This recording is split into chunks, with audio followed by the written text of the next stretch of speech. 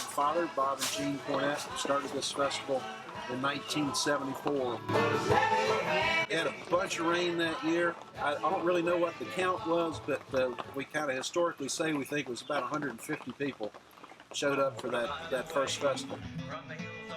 The name happened when my father was having a conversation with Bob and Jean Cornett, and Daddy said, you know, I don't know what you intend to name the festival, but he said, I would like to suggest that it might be the Festival of the Bluegrass.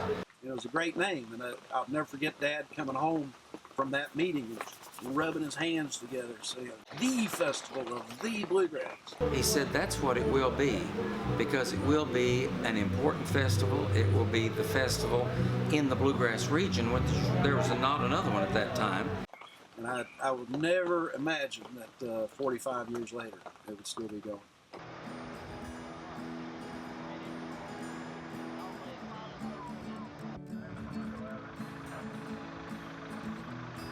Time is funny. You don't really realize that you're a part of history when you're in the middle of it like that. But I look back now and that I got to meet and talk to and actually have a tense moment or two with people like Bill Monroe, the father of bluegrass music, and the Osborne brothers, Doc Watson, and at the time these were just people I enjoyed watching play, but I didn't really realize that the majority are now Hall of Fame members. In the early days, Mom and Dad hired professional masters of ceremonies, and some folks may remember John Duvall at Channel 18 was a good friend of the festival.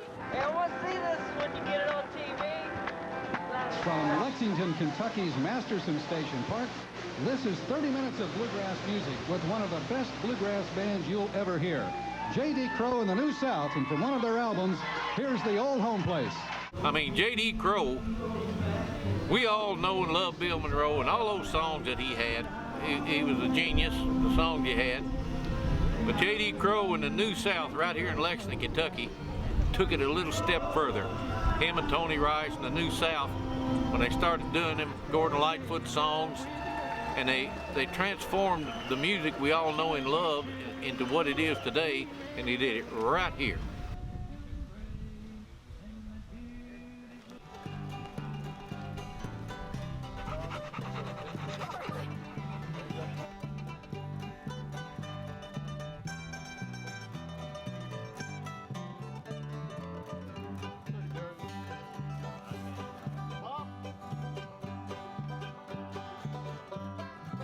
I now have a greater appreciation for the family things that my father, particularly, but both Mom and Dad saw, that really make up a bluegrass music festival. It's us two ashes and the dust on your warm land as you go down the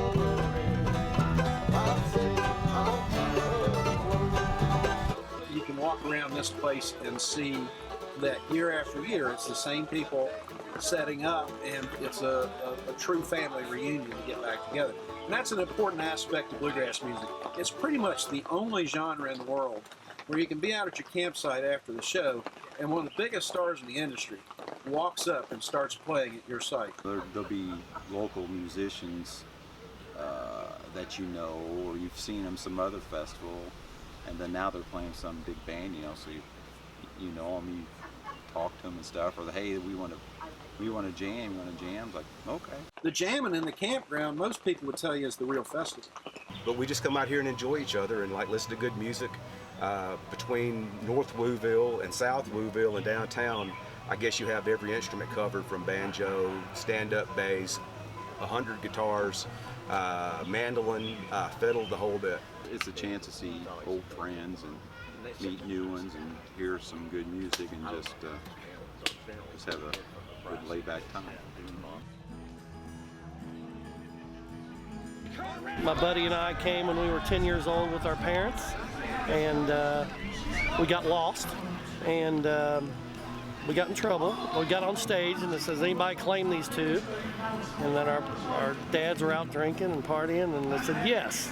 So they came and got us, went back, and they draped a white towel, a wet white towel over our head. Said, if you leave this campsite, you're wearing those towels. And so we left the campsite, and we had like the towels, the whole towel over our heads. And we was like, well, this sucks. So it's hot and it's wet. So we tore them in strips and put it around our head and came back. And then our dads tore theirs, put it around their heads. Then our friends said, man, I want one. And this has become huge. Our first camping experience, though, our daughter was, I don't know, less than a year old, a baby, hadn't even slept through the night for one time yet. Big storm came, it was soaking wet, flooded everywhere. Our tent was one big puddle, and all we had was one little dry spot, and that's where our daughter Haley was. And so instead of waking her up, we decided to lay there shivering in the water, just like hoping she'd wake up sometime soon. After it all ended up, people around here like helped us out, dry out, and invited us to come down the hill to Wooville and to be a part of it.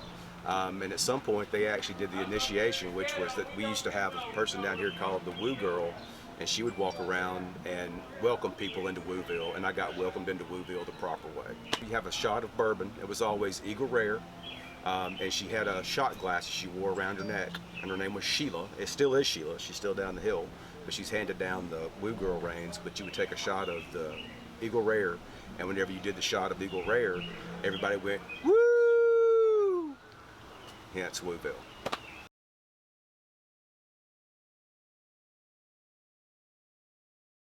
I've never been able to track down who exactly came up with it, but I can certainly say beyond a shadow of a doubt my parents were advocates and immediately got behind the idea, if it wasn't their own, to have these kids' music camps here at this festival. They take how many ever kids come for the year, which could be 30. This year I think it was 70. They teach them 2 or 3 songs within a couple days. They all camp together. They practice at long hours every day. And on Thursday, they open the festival with the first program.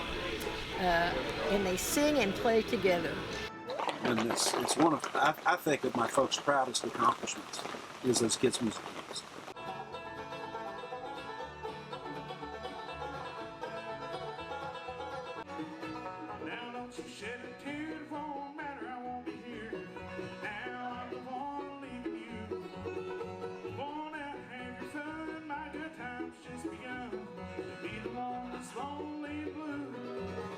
When I was a kid, my mom and dad had a motor home, and we would take in festivals, and this was always a ritual to come to this one. You know, all the greats played here, all of them. Even Bill Monroe himself has played at the Festival of Bluegrass. And Ralph Stanley was who we followed. Ralph was a good friend, and I loved him, and saw a lot of things here. You know, some of the greatest bluegrass moments I've ever seen on the stage at the Festival of Bluegrass. The thing that impresses me most about being able to play here is, like I said, it is in the heart of the bluegrass. And we play now because of this festival and the exposure we got from this festival. We play all over the United States. We've even been to Ireland, and they all want to know about the Festival of the Bluegrass because it's in the heart of the bluegrass. And all the bands out there on the circuit, they want to play here. This is where it's at, heart of the bluegrass. People that come to this festival are an educated group. They know a lot about bluegrass music and a lot about the history of bluegrass music, what it is. A lot of them play. A lot of them are good players. It's a wonderful festival. By any measure, that first year was a disaster. Most rank amateurs, and certainly Mom and Dad certainly were that, would have tucked tail and run. And oh wow, we just lost our life savings to put on a bluegrass music festival. But instead, they persevered. You talk to the young people around here, and when I say young, I'm in that 30 to 40 range now. They'll talk about how they learned life lessons coming out and jamming around the fire, pitching in and helping working the gate, picking up trash, helping with the stage, you name it, and then they get to go party and enjoy it. And those same kids are running this thing now. I grew up at the festival and started camping when I was about 12 years old. My first Bluegrass Festival was in the year 2000.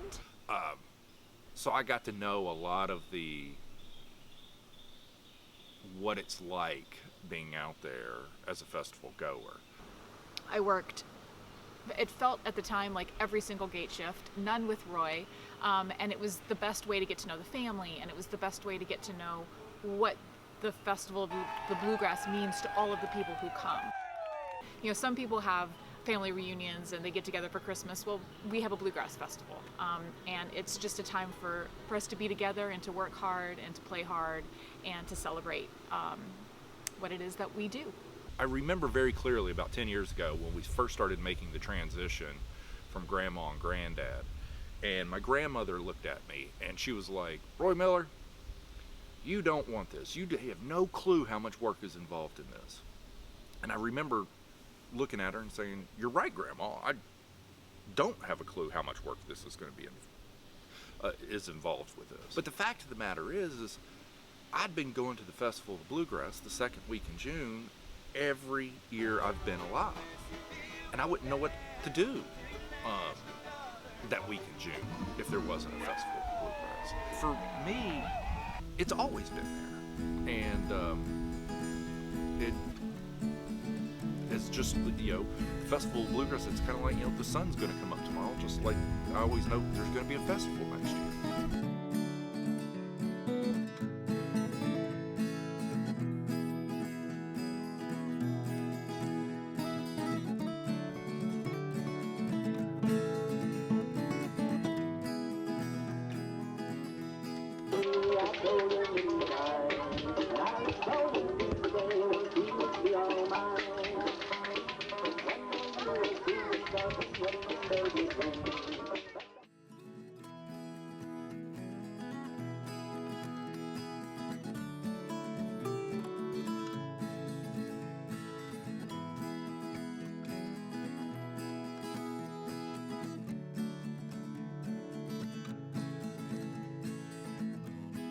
You gonna come back next year?